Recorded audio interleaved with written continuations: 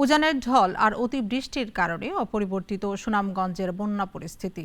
সবচেয়ে খারাপ অবস্থা জেলার দোয়ারা বাজার ও ছাতক উপজেলার। তবে সিলেটে পরিস্থিতির কিছুটা উন্নতি হয়েছে। কমতে শুরু করেছে কুশিয়ারা ছাড়া অন্যান্য নদ নদীর পানি। প্রতিনিধিদের পাঠানো তথ্য ছবিতে আরও জানাচ্ছেন সিরাজুমণি শুভ। বন্যা পরিস্থিতির অবনতি হওয়ায় একদিনের ব্যবধানে সিলেট বিভাগের বিভিন্ন জেলা ও উপজেলায় বেড়েছে পানিবন্দী মানুষের সংখ্যা।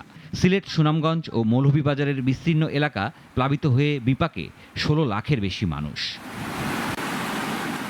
বানভাসী এসব মানুষের ঈদ উৎসব ভেসে গেছে আগেই।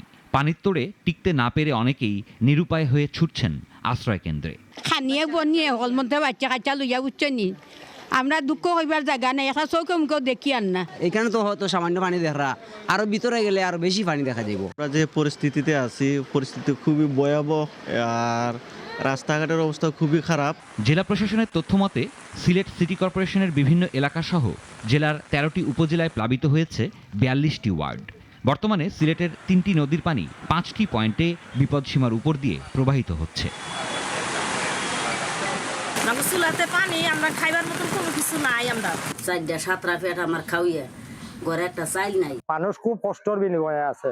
আজ ৩-৪ দিন ধরে আমরা দোকানপাট বন্ধ। এদিকে সুনামগঞ্জে তলিয়েছে ৭ উপজেলার নিম্নাঞ্চল। পাহাড়ি ঢলে প্লাবিত হয়েছে পৌর শহরের বিভিন্ন এলাকা। ৩,৭৪৭ বর্গ কিলোমিটার আয়তনের এই জেলা এখন ভাসছে বানের জলে।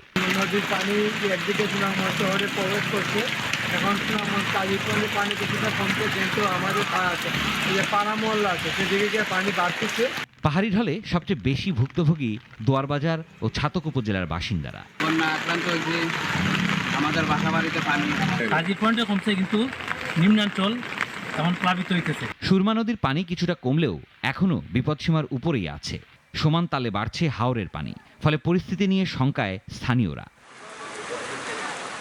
পরিস্থিতি খারাপ হওয়ায় ২ দিন আগেই বন্ধ করা হয়েছে জেলার সব পর্যটন স্পট। প্রাণ বাঁচাতে এরই মধ্যে সরকারি বেসরকারি ৫৪১ আশ্রয় কেন্দ্রে আশ্রয় নিয়েছেন ১৮,০০০ মানুষ। এদিকে মৌলভীবাজারের কমলগঞ্জে বন্যা দুর্গত এলাকা পরিদর্শন করেছেন কৃষিমন্ত্রী উপাধ্যক্ষ আব্দুস শহীদ। বন্যার্তদের জন্য ত্রাণের অভাব হবে না বলে আশ্বস্ত করেছেন তিনি। সিরাজুমণি শুভ, নাগরিক।